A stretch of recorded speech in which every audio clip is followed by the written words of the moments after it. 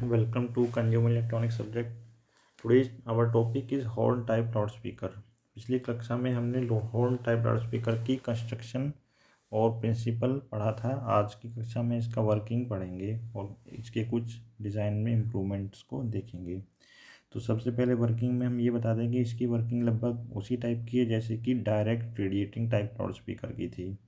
मतलब एक current carrying conductor पर मैग्नेटिक फील्ड की वजह से एक फोर्स लगेगा, उसकी वजह से जो है मूविंग पार्ट हमारा मूव करेगा और उससे जो है हमारी साउंड वेव्स प्रोड्यूस होंगी।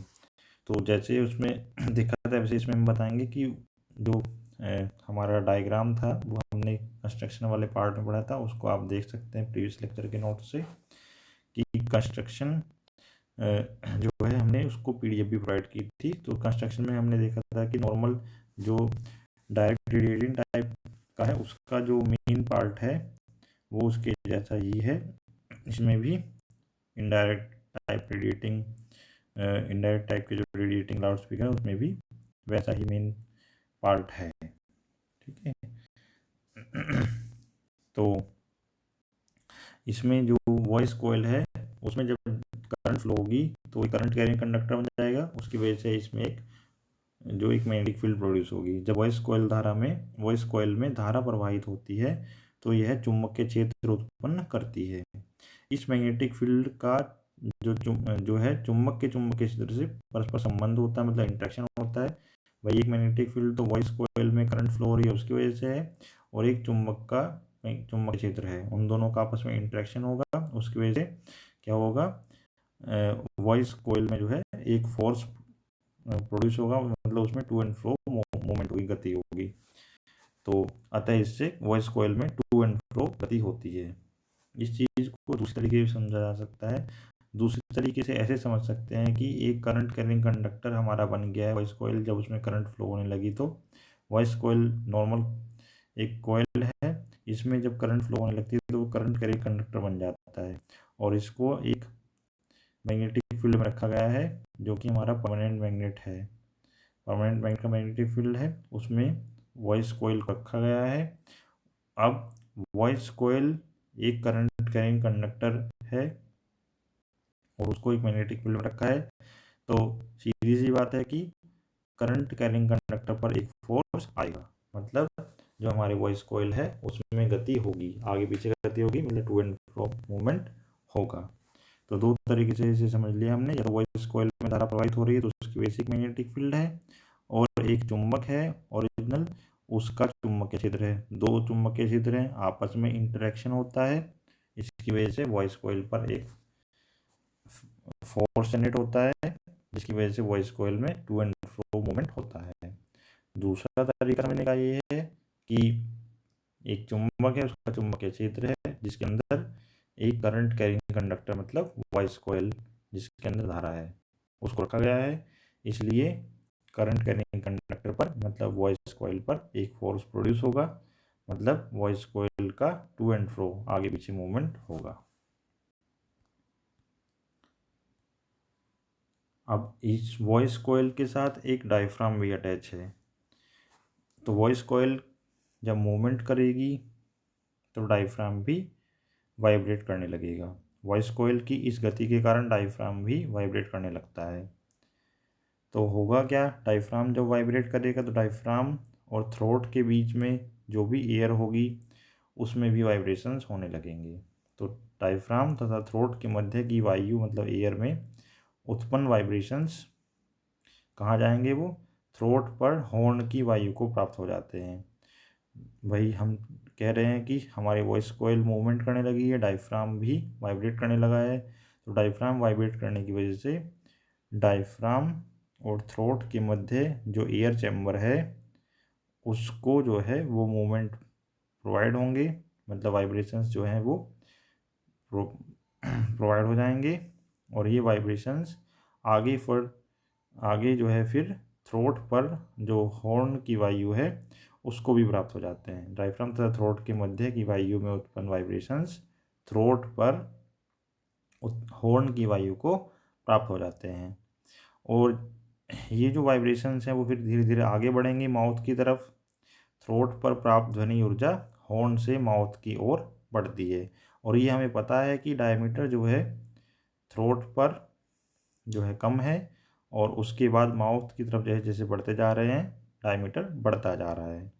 Diameter of horn is less than diameter of horn at throat is less than diameter of mouth. इस लाइन को सही कर लीजिएगा, diameter of horn at throat है, ये बाय मिस्टेक इसमें एट थ्रोट छूट गया है। Diameter of horn at throat is less than diameter of mouth, मतलब जो थ्रोट पर डायमीटर है हॉर्न का वो कम है, माउथ पर जो डायमीटर है उससे माउथ पर डायमीटर ज़्यादा है। जब आपको पीडीएफ प्रोवाइड की जाएगी तो इसमें करेक्शन करके प्रोवाइड कर दिया जाएगा। Diameter of horn at throat is less than diameter of horn at mouth, ठीक है, या फिर diameter of throat is less than diameter of mouth, इस तरह से हम एग्जाम में लिख सकते हैं। तो जब डायमीटर हमारा थ्रोट पर कम है और जो माउथ है उस पर ज़्यादा है, तो उसके हिसाब से हमारा साउंड प्रेशर जो है थ्रोट पर मैक्सिमम होगा, क्योंकि कम एरिया में है तो वहाँ पे जो हमारा प्रेशर है वो ज़्यादा होगा, और माउथ की ओर बढ़ने पर वो जो साउंड प्रेशर है वो कम होता चला जाएगा।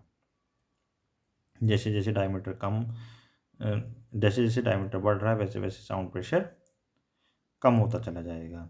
तो एक तरह से हम ये कह रहे हैं कि हमारा जो मूवमेंट हुआ था कोयल का, उसकी वजह से डायफ्राम वाइब्रेट किया, और उस वाइब्रेशन की वजह से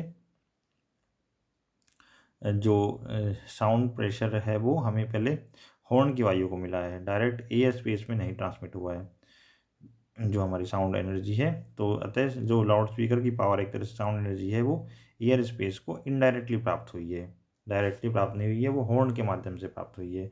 तो हॉर्न जो है एक तरह से आपका वो एक ट्रांसफॉर्मर का काम कर रहा है, एकस्टिक ट्रांसफॉर्मर ध्वनि परिणामित्र का कार्य करता है।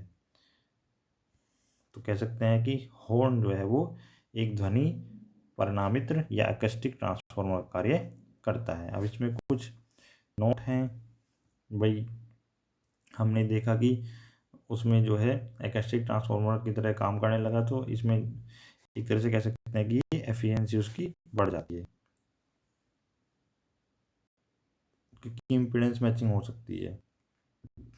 इसको ऐसे देख सकते हैं, देखो पॉइंट वाइज जो लिखना है कि efficiency of loudspeaker increases with respect to direct radiating loudspeaker, मतलब जो आपका हॉर्न लाउड स्पीकर है उसकी efficiency direct radiating type loudspeaker, मतलब जिनका नाम हम पहले भी दे चुके हैं कि भाई एक तो मूविंग कोयल था और एक इलेक्ट्रोडायनेमिक लाउड स्पीकर था, उसके रेस्पेक्ट में ज़्यादा होती है। तो ये भी कह सकते हैं, इस बात का कहाँ यूज कर सकते हैं कि एक छोटा डायग्राम उच्च वॉल्यूम की ध्वनि उत्पन्न कर सकता है ना। भाई इस पे एफिशिएंसी ज़्यादा है तो छोटे डायग्राम से भी काम चल जाएगा, वो भी high volume energy sound energy produce कर सकता है। उसका कारण ये है कि जो दक्षता बढ़ने का कारण है, लाउड स्पीकर की दक्षता बढ़ जाती है, उसका कारण ये है क्योंकि वॉइस कॉइल की जो प्रतिबाधा है, इम्पीडेंस है, और ध्वनि प्रतिबाधा मतलब एकस्टिक इम्पीडेंस है, उसके मध्य बेहतर इम्पीडेंस मैचिंग होती है। ट्रांसफॉर्मर का काम कर रहा है तो वो इम्पीडेंस मैचिंग का काम कर सकता है।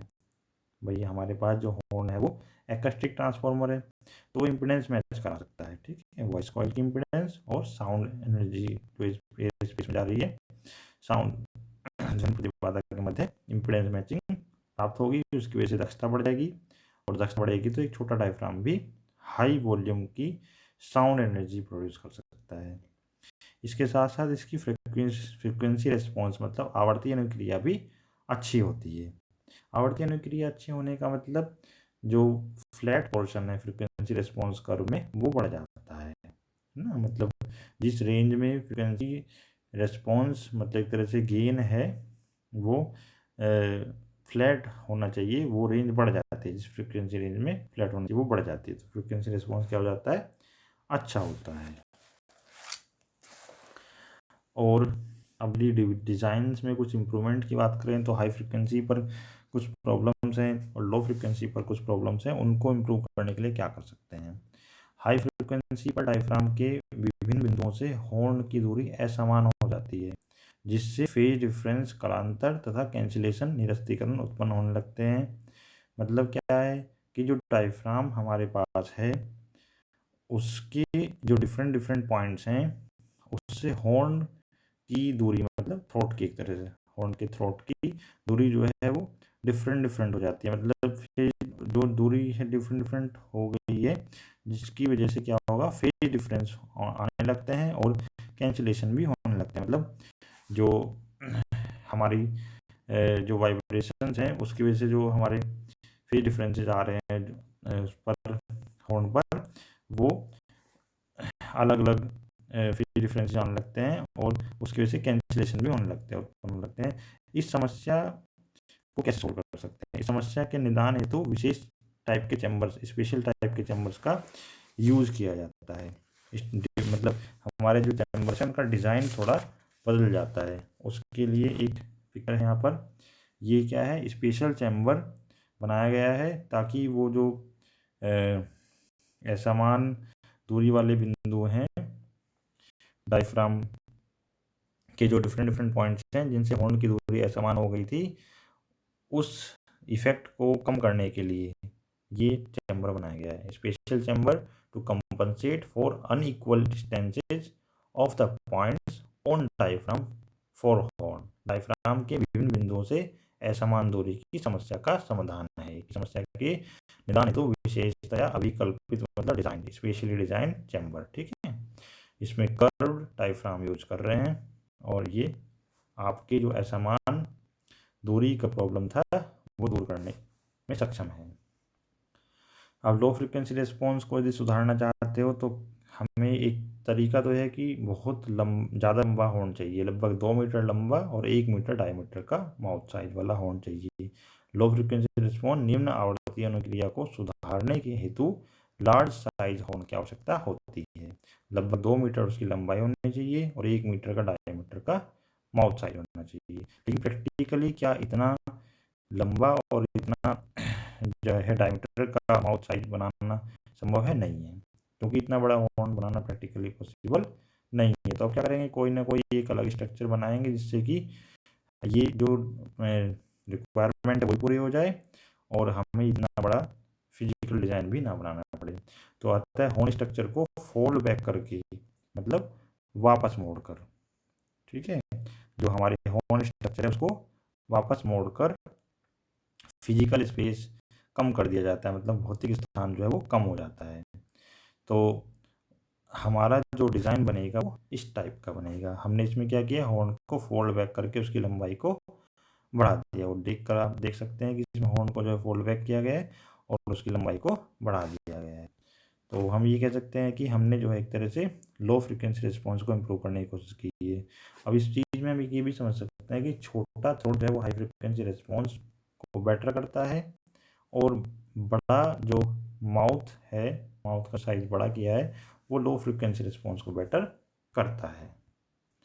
अब एक लास्ट पॉइंट इसमें कह सकते हैं कि यदि मतलब हाई फाइडेलिटी सिस्टम के लिए लो फ्रिक्वेंसी हॉर्न किस टाइप का होता है वो डायग्राम में आपके सामने है।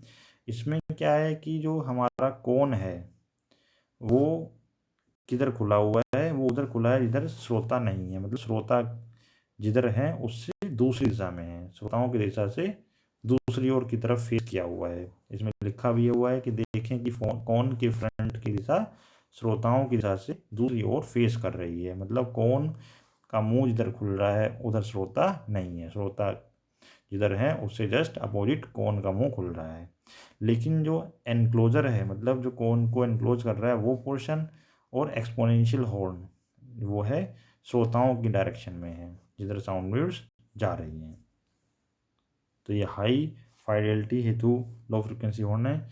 इसमें कोन का फ्रंट क्या है, लिसनर, श्रोताओं की दिशा से उल्टा है, किंतु कोन का जो एनक्लोजर है और एक्सपोनेंशियल हॉर्न है वो इस प्रकार स्थापित किया गया है जिससे आउटपुट जो है श्रोताओं की दिशा में मिलता है।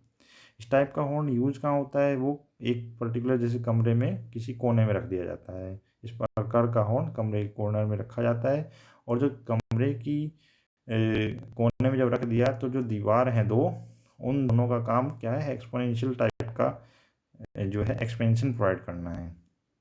इस प्रकार का हॉर्न कमरे के कोने में रखा जाता है जिससे दोनों दीवारों को हॉर्न के विस्तार के रूप में यूज किया जा सकता है।